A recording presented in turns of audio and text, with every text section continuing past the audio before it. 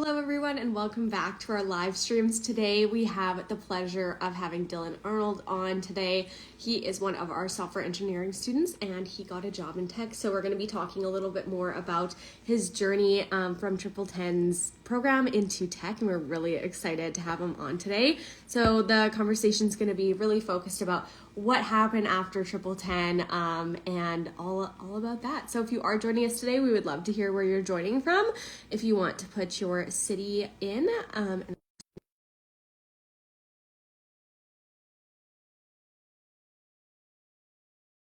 live stream too, please pop them in the chat. We're more than happy to answer them. And I hope everybody's day is going well. So we will just give him a couple minutes here to see if that goes through. I see a couple people in the chat. Houston, very nice. California. I'm glad that everybody is here to talk about this conversation today. Dillon has a lot of really great insight. He was actually, oh my gosh, excuse me. He was one of our panel interviewers that came to LA with us. So he actually talked with us in LA at one of our events, which was very cool, and one of our second in-person events. We were really happy to have him on. So we'll shed a little bit of light about that event too and what happened there. And it's just loading on our side. Hopefully that notification went through. Oh, perfect. This is great. Hi, Dillon. How are you? Hey, Olivia, how are you? Good. I'm so glad that you could jump on today. I'm really excited to have this conversation. I know there's lots to talk about today. So do you want to maybe start by introducing yourself, how you found TripleTen in the first place, and then we'll get into like all those details about TripleTen and after and finding a job, because I know that's probably why the majority of people are here today. Yeah, so obviously, my name is Dylan. I'm 22, and I am a front-end engineer for Alumni Communications. So I work actually technically not in tech, it's telecommunications. Um, so that's a little bit different, but there's actually a ton of coding jobs that aren't in tech. Um, so yeah, I'm a front end engineer for Allo Communications, and I actually found TripleTen, and we've chatted about this, Olivia, super oddly. It was an ad on YouTube. That's it. Nothing special about it. It's just an ad on YouTube, and I clicked it, and yeah, the rest was history. So Definitely, that's great. I know that that is just divine timing in itself. But I'm going to give away a little bit of the secret that we're keeping at the end of this, which isn't really a secret. But can you walk us through your kind of shift from your telecommunications job to your software engineering job? And the secret is that you're currently still working at the same company. So I know we'll get into that a little bit later, but do you want to let us know like why you decided to kind of shift and wanting to jump into software engineering? yeah, so ultimately, I really wanted to shift because I just got married about 5 months ago, and so I knew my wedding was coming up, and we wanted like life was just moving fast, and I felt like the only thing that wasn't moving as fast as life was my career. I was like, okay, I don't know if I want to wait 3 more years to get my degree, to see that financial gain and to just kind of feel like I'm where I want to be in my career. Because in the next 3 years we wanted to be having kids at that point. So I just kind of felt like I needed to get up and try something a little faster than getting my degree. I was halfway to my degree. So I think the ultimate motivation was just trying to progress my career a little bit faster. And I'm not saying that doing a boot camp is the best way to go about that. I done 2 years of college, and for me, the deciding factor was I just didn't want to wait another 2 years to get into the career I wanted to be in. So that was the motivation, was really just getting my life started and, you know, keeping up with my career. Definitely taking that next step, and it's more of a challenging thing probably day to day than what you are currently doing. So super fair. I love that's a great explanation of like why you wanting to switch. So thanks for sharing that. So we're gonna kind of jump right in, but you started networking during Sprint 9 of the program. How did those initial connections, especially the software engineering manager that helped you land your current role, how did that happen? Yeah, so that was the only reason I landed the role I have now, was networking. And this was something that they talked about a ton in the boot camp. And I was like, I kind of blew it off. I'm like, no, like I can just cold apply and have an awesome resume. And sure, you can. It works for some people. But for me, my secret to networking was not going into these because I did a lot of coffee chats. So my goal, and he worked at the same company, so it's a little bit easier. In terms of networking with managers at other companies, that's really difficult to do. But when you're, at the same company, everything's a little internal and already tight knit. Getting a hold of him was a lot easier. So I was definitely spoiled in that aspect. But I think this advice goes for any coffee chat or networking chat that you're having is have a genuine interest in the company or the role. You know, at the core, you're going in there to hopefully set yourself up to get a job, right? And everybody knows that, including the manager, most likely. But don't make that the focus. For me, the focus was actually to find a mentor in the manager. And to this day, he's not my manager currently. I'm on a different team than he is. But to this day, I still chat with him, even though, we're on separate teams. We work hand in hand, but we're on different teams technically. Um, as a mentee and as he's kind of like a mentor, and he's in his 30s and 40s. He's been doing it for a long time, but I think the ultimate success came from going in there and just trying to build a genuine relationship. And not, I don't even think a job was brought up once, but they know that if they know you're a junior and that you're just trying to get into the world of tech, most of them will know that you're looking for a role. But for us, it wasn't brought up once. It was just a genuine connection. Yeah, that's so great to hear. And honestly, that is really good advice. Like just jumping in to kind of get that mentorship. I feel like a lot of people are willing to share advice with you and kind of mentor you. And then that usually just translates into a really organic thing where they're like, hey, we have this job opening, why don't you come in? So that is great advice. I would absolutely take that to heart if anybody is listening out there trying to get a job. So jumping back into that, so you had reached out multiple times to the same manager within your company before getting a response. So it's basically like very similar to what everybody else is going through if Mhm. they're applying for brand new jobs. How did you stay persistent, and what advice would you give to other people? I know that you gave that really great advice with asking them to be a mentor and not necessarily asking for a job, but that persistence and Mhm. following up. So this is interesting, because the manager that I initially reached out to, I didn't get a response, and I reached out once every 2 weeks about. Um, didn't want to be too pushy, but I'd send emails and I'd also send Microsoft Teams messages, which are a little more personal than what I was going for, but also a little more direct. Um, and I never got a response from him, and I still haven't to this day. Actually, what ended up happening is that manager got a different role within the company and a new manager came in. So the reason I was able to stay persistent is because I had a fresh start with a new manager. I wish there was like a little more advice on that, but ultimately, if it were going to be the same manager and say a new manager never came in, I probably would have just went to a recruiter at that point, which isn't as direct, but somebody else that can kind of get a hold of him, or somebody else that might interview me or any other candidate during the process. So, of Yeah, that's a great takeaway. Thanks for sharing that. That's course. super fair. It's just a very unique experience, kind of funny, and obviously worked out really well in the end. And we'll kind of jump into like why you wanted to stick within your company later too. But I actually just want to jump into the interview process first. So what did that interview process look like for your current role that you're in? You had mentioned to me in a other conversation that it was Mhm. more of like a verbal walkthrough rather than technical. What were some of your key takeaways from that experience?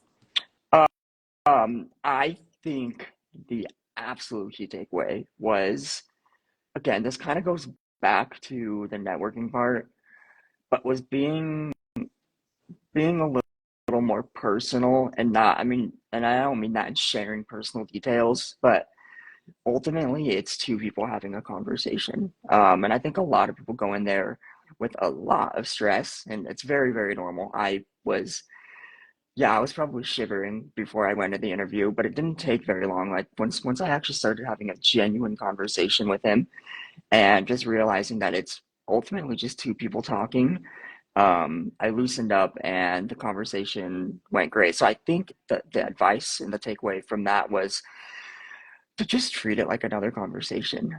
Yeah, for most of us, there's a lot at stake on an interview. But I think ultimately it's just a conversation between two people. And when you can laugh during the interview and chat during the interview and just connect on things, that sets a tone very early. It's not only somebody that you can work with, but it's also somebody that you can have a conversation with. And I think managers, I think most of them like to see that. Definitely. I totally agree with you. It's really soft skills at the end of the day. Like people hire people that are good at the job and that they Mhm. like and they can get along with. So really great advice there too. Like it's just two people having a conversation at the end of the Right. day. So that's great to hear. Mhm. Definitely.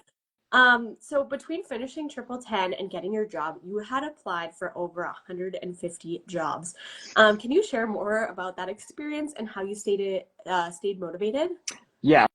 So this is probably going to sound pretty familiar to everybody in here, but I applied for like maybe close to 170, and I only had one interview from those. Um, but I really stayed motivated knowing that it was going to happen at some point. I'm I'm not a very, very big believer in the fact that if you don't work hard enough at something for long enough, it's not going to happen, right? Like, the only way it's not going to happen is if you give up. And so I knew, okay, it might not happen in a year, might not happen in 6 months, might not happen in 2 years, but I was hoping it happened by then. But all I knew was I was going to keep trying because at the end of the day, it's always going to pay off. Like I said, I don't really believe in the fact that you can't work hard enough to get something. Like, if you truly want something, there's nothing stopping you besides maybe a loss of motivation. So I really didn't put a time frame on it. I think was a big thing for me as well. I know everybody's different. Some people are in need of a job as soon as possible. Um, but from my personal experience, I didn't put a time frame on it. I just knew it would happen when it happened, as long as I stayed persistent. So Definitely. Yeah, no, that's great advice. And then how long did it take for you to get that job once you were done TripleTen and had applied to all of these jobs and finally got that interview and then finally got the offer letter? Mhm. um, so I want to say it was probably a month and a half after Triple 10, because I hadn't even made it all the way through the first five tasks that you have for the career acceleration. The interview process sucked because it was about a month long, and the worst part is the waiting. Like you have an interview and you're like, oh, it went so well, but then after like 6 days of not hearing anything, you start to question that. So the uncertainty sucked, but it was probably a month and a half after I graduated, and then the interview process was about a month. Okay. Hey, that's actually not too bad. I've Mhm. heard a lot of students too, like they're right at that 6 month mark, or it's been a little bit longer, depending on like if they push back their studies. So it is super stressful regardless. But I feel like that's probably a really good time slot, especially if you were like, oh, it might take 6 months, it might take a year, it might take 2 years. So Mhm. that's really great to hear. I know that was one of the questions we had in the chat.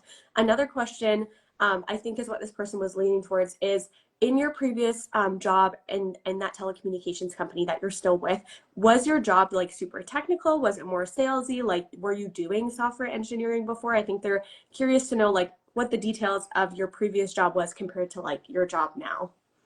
Yeah, so the biggest thing about my previous job is it was remote. So I think that gave me a taste of what remote work is like, which also um, kind of finalized the idea of me wanting to get into software engineering. I liked working remote, and it's funny because I don't work remote now. I a little bit of both. It's very flexible, but we're mainly in office. But that's not to say that you can't find a career in a couple of years that is remote. And I think that was maybe the only commonality was the fact that I guess it's not even a commonality because I don't work remote now.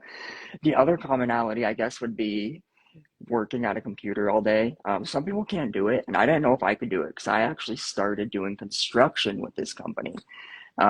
So I started out doing construction in the hot summer weather and the very, very cold winters that we have in the Midwest. Um, and so I never worked at a computer all day.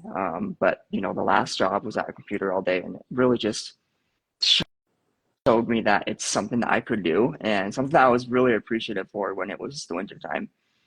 Totally. Being outside in the winter is freezing, so a little bit better with lifestyles too. So Yeah. thank you for explaining that. Hopefully that answered that person's question. And then another person actually just asked, and this kind of relates to our conversation, is the boot camp online, which it is. So maybe can you tell a little bit about like your online learning journey, like being on an online boot camp? Like what was that like? Yeah. So, yeah, it is like all online, completely. And it was really nice. And I think it allowed, like, I had a full-time job the whole time. And I was able to balance it perfectly fine. Again, these are all my experiences. Everybody's situations can be a little bit different. But I was at the time a very simple guy. I worked from 8 to 4 and got off, made dinner, went to bed, and that was really all we did. So I had plenty of time after work to focus on the boot camp. And if there's days that I didn't have a lot of time, I did a lot more on the weekends to make up for what I didn't do during the week. But yeah, it was totally online. And I think my favorite part was the fact that the tutors are up pretty late. Like I would get responses until like 10 o'clock Central Time. And that was really helpful, right? There was no like, oh, we shut down at 6 o'clock and you have to try to get things done by 6. It was all online and it was an easy, awesome experience. Definitely a little bit more flexible, especially for those that are working full-time jobs, which is totally doable. Hmm. But again, case by case scenario, like maybe you're better at just focusing on one task at another, maybe you like multitasking, totally experience dependent, but super fair. Thanks for sharing that. So I kind of want to jump back in to a little bit more about you. Before TripleTen, you were on a completely different path, wanting to be a pilot to studying finance. How did those past experiences shape your approach to software engineering, if at all? Yeah, the piloting really didn't. I still wish I could do that. But the finance did.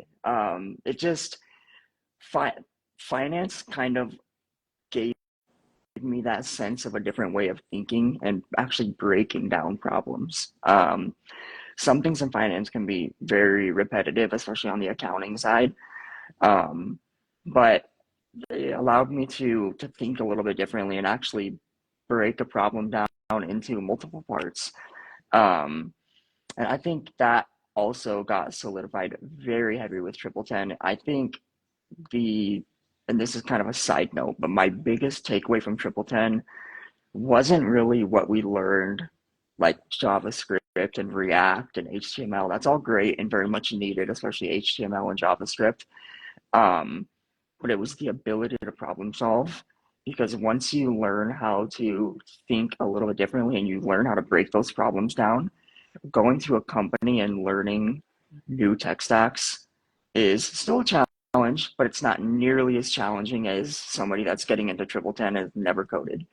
You have that foundation, you know how to break problems down, and that was what finance really, really helped with was just that problem solving. I used to hate math in high school and middle school. I hated it. But then, I started taking math classes in college for finance, and I started to really, really like it because that's what math is. It's problem solving. And yeah, I think that was the biggest commonality between the two was just actually realizing that I enjoy solving problems if I approach them correctly.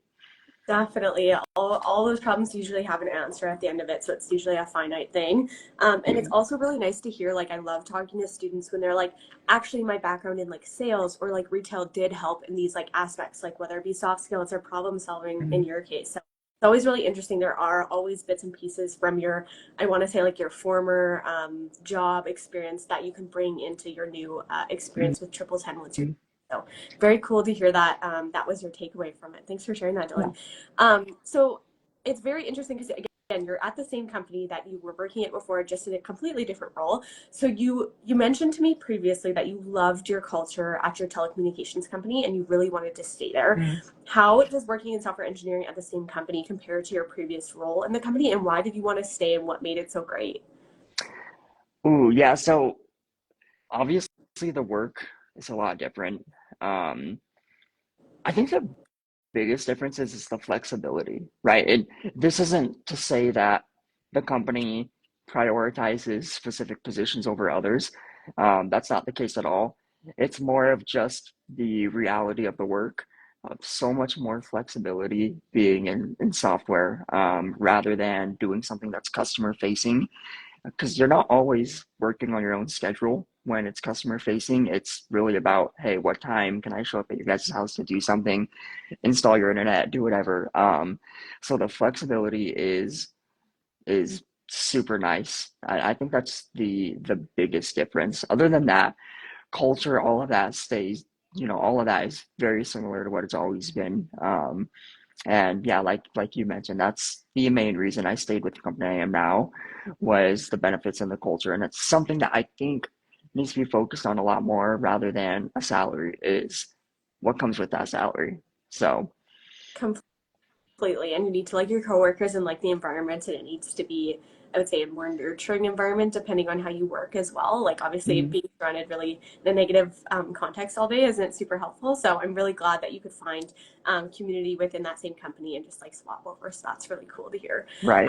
So jumping into your day to day, you mentioned you battle, as most people do in tech and all other jobs as well, battling imposter syndrome in your current job. How do you manage that, and what advice do you have for others going through the same feelings? I'm sorry, can you repeat that? Yeah, definitely. So you mentioned you've battled imposter syndrome either currently or previously, but how do you manage that, and what advice do you have for others that have the same feelings? Yeah, so this is something that I touched on when we were in Los Angeles, and I think it's super, super important. And I will always be very passionate about this conversation because imposter syndrome can be really dangerous. It can really, really drain somebody as much as any other struggles you might be going through.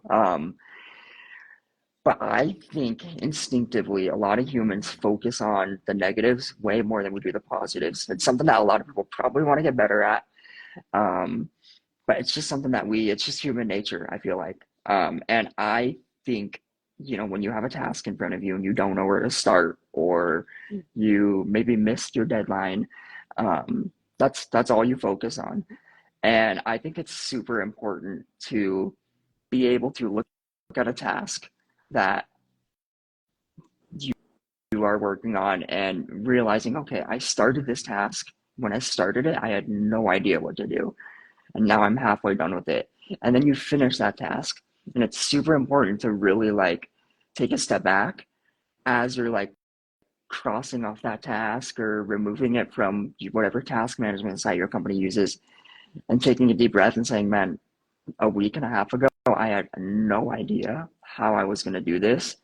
And it's gone. Like, we're done with it, unless any bugs pop up, but we're done with it. And it's super important to really focus on the, the good days rather than the bad days. And it sounds so cliche, but it's so true. And it's something that takes practice. If you can do it for 2 weeks, it'll start to become a habit, and you'll really start to appreciate the work that you are doing rather than the work that you have not done yet because you're still learning.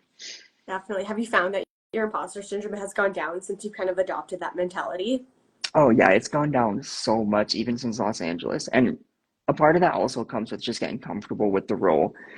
You start to learn the repository, right? Once you start to put the puzzle pieces together and you're like, oh, okay, this is how this works and this works inside of the code repository that your company uses, that also really helps. So you have to also give yourself time to learn the repository. I almost think it's like learning a new town.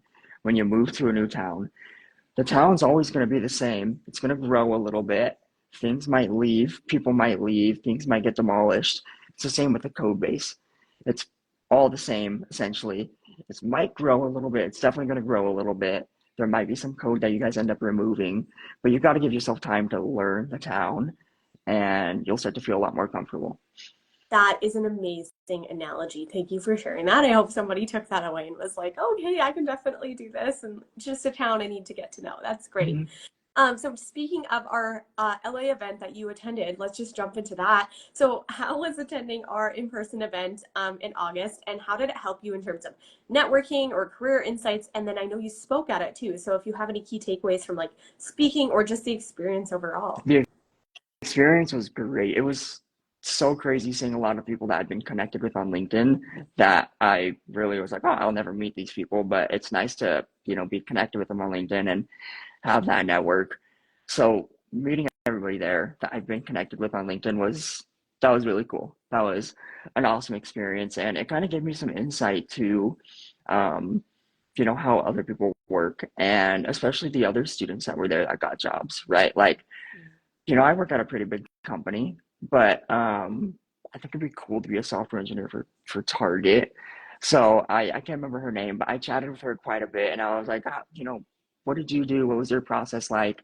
And I think even if you landed a role, there's still so much you could learn from people, and it was great. It was an awesome experience, and that also kind of helped my imposter syndrome a little bit. Funny enough, because I had a lot of conversations with my wife, and I'm like, I don't even know why they want me here. Like I go to work every day, and I don't even know why I'm at work. But then after I left Los Angeles, I felt really good. I was like, okay, maybe I need to be a little more grateful for, um, how far I've come and the work that I put into, to be able to be invited to the event. So it was an awesome I experience. wish everybody could have been there to listen to Dillon's panel interview Yeah. with the rest of our alumni. It was amazing to watch, Mhm. and everybody was just like so positive, and they gave their raw, honest opinion. We're actually just finalizing the clips from our event, so those will be posted on YouTube soon, so people can go watch. Sweet. If you didn't happen to see them in person, but yeah, Dillon, you're absolutely a professional in this space, and you should be proud of that. So it was very cool to watch from an outside perspective, especially being somebody that's like not in tech. I learned a lot from everybody on the panel interview, including yourself. So definitely should be proud of that. Um, Jumping in to our last couple of questions of the live stream, and if anybody has any questions for Dillon before we head out today, please put them in the chat right now. But what does a typical day look like in your current role as a software engineer, and how does it compare to what you learned in TripleTen's boot camp? Yeah, so a typical day, oh gosh, they're all over the place. This is a really hard question to answer. But a typical day is, I guess, pretty standard. I show up to the office usually around 8 or 8:30, and the first thing I like to do is check my pull requests. Yeah, I like to see if anybody left comments, did that. That's a nice and easy way to start your day is by writing some micro code or fixing some code instead of jumping into a super large task. You're fixing something. It's kind of like warming up your fingers. Sometimes, other times it gives you a lot of problems. So I like to start with that, and then after that is really for me. I don't work in an agile environment. It's a little bit different. Our team is a little different. So for me, it's kind of whatever comes my way. There are some tasks that I will carry on for a week or 2 weeks. Um, but I think, after I check those, I check my email as well. That's something that I always do. There's so much teams that you work with. But then after that, it's writing code the rest of the day or fixing code. And also, I do a lot of collaborating with our design team, and that's something that everybody's going to do. So not only do I write a lot of code, but you also offer a lot of input to designs and how things are actually implemented.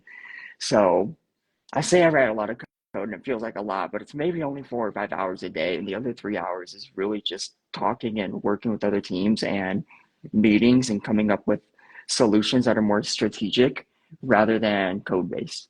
Definitely. I feel like a lot of people probably don't know that for software engineering roles. So thank you for sharing that. That kind of gave people an insight of like, what do people actually do in like their day to day? So thanks so much for sharing that. Touching on that as well, just like jumping off the back of that, somebody actually is asking about work-life balance. Do you find that you have a really good work-life balance with your current job? I think my job offers it, but I'm somebody that cannot close my computer.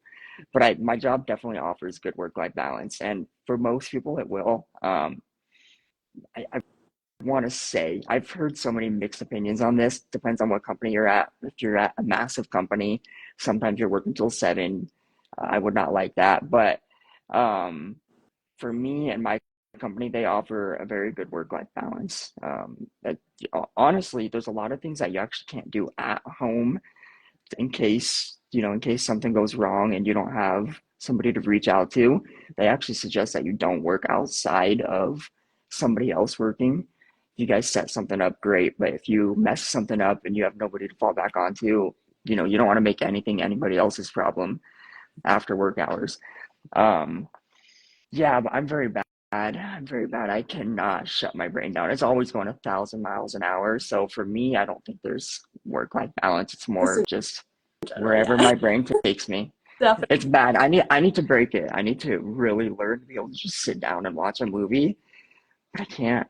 My ADHD just has me bouncing off the walls and writing code. That's so fair.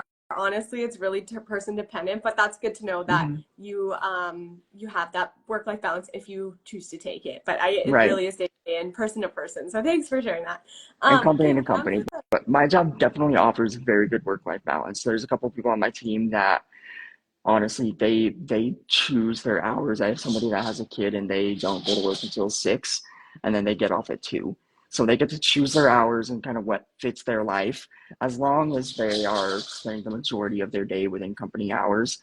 But my company really prioritizes having that balance outside of work. So Right, I'm so glad to hear that. We're down to our last question of our live stream today. And Dylan, before we even jump into this, I just want to say thank you so much for sharing your experience. I know this has been mhm. really helpful for a lot of people, even listening to this, and just getting some insight of like what is life like after TripleTen. But looking back at your journey, what would you say is the biggest change in your career, skills, or mindset before TripleTen to now? And if you could give anybody advice if they're jumping into tech or not, well, what advice would you give them? I think the biggest change was mindset. Biggest change. Um, skills, skills. You can pick up new skills all the time. But the biggest thing I took away from TripleTen was again, and we kind of touched on this earlier, but it's so massive, was just the ability to think a little bit differently, and use your resources. The biggest thing for me was not being able to use Google when I was in college. It's so frowned upon. And then you get to the world of tech, and it's literally your best friend. So the biggest takeaway was just a whole different mindset of solving problems and making things work. It doesn't really matter how you get there. There is a correct way semantically, but there's a lot of different ways that you can take to get there. It's just the outcome that really matters. So I think just, you know, the way I solve problems was the biggest takeaway from TripleTen. And I think that was um yeah, the best skill I took away because I don't even work with a lot of the tech stacks that we use. I work with JavaScript, and that's it. I don't work with React, very minimal HTML, and I don't work with Express or the backend stuff. I actually work with PHP and SQL. It's super different, but just being able to approach problems a little bit differently definitely lessens that learning curve. So. Definitely. And do you have any advice for people that are wanting to like switch their career and get into tech? Yeah, I think just do it. Right? Like everybody's at a different point in their life, but TripleTen can be done at really any pace. There are time frames, generally speaking. Um, but everybody at TripleTen is living a different life. Everybody has different priorities, and there are a ton of people that come out and get a job in tech and make it work. And so I think it's really about just not being afraid to take that step and just doing it. I know when I first started TripleTen, before I wanted to make the financial decision, I wanted to talk to senior students and get everybody's opinion. Um, I'm very, very indecisive, very indecisive. So it took a lot of conversing for me to do it. But at the end of the day, I think, it's best to just do it, try it. You don't know what's going to happen. And if you don't end up landing something, you can get your money back. Definitely. And I feel like that's like a really nice fallback for people if they're like, they didn't get a job, you get a full refund and you have all these skills as well. So super Yeah. fair. and great tips, Dillon, to share. Thank you so Of much. course. That is the end of our live stream today. I want to thank everybody for joining us today, especially Dillon. This has been such an insightful conversation. If people are wondering, like, if where they can find more information, we have reviews on our site. We have third-party reviews that we have links to. We have lots of student stories, Dillon stories on our blog as well. You can hear how he went from trying to be an aspiring pilot to jumping into software engineering. Hopefully, you'll get to that point someday. And if anybody has any other questions, they're absolutely welcome to reach out. Any last words before we head out today, Dillon? I don't think so. I appreciate you having me. It was fun. I always like talking about my story. I'm getting better at doing it. It was something that was really hard at the beginning. But I'm getting better at doing it, and I hope that I can provide some insightful advice to, people that want to get into tech It's or just very make the insightful. step to start TripleTen. That's a big step in itself. Yeah, So, it's very scary to switch your career. So the fact that people are doing it is honestly admirable mhm, from the sidelines to watch. So for that sure. is great. Well, awesome. I think we're all done for today. So stay tuned for other live streams that we have coming soon in the upcoming weeks. And hopefully everybody has a great weekend. But thank you so much, and we'll touch base soon. See you, Awesome. Olivia. See you.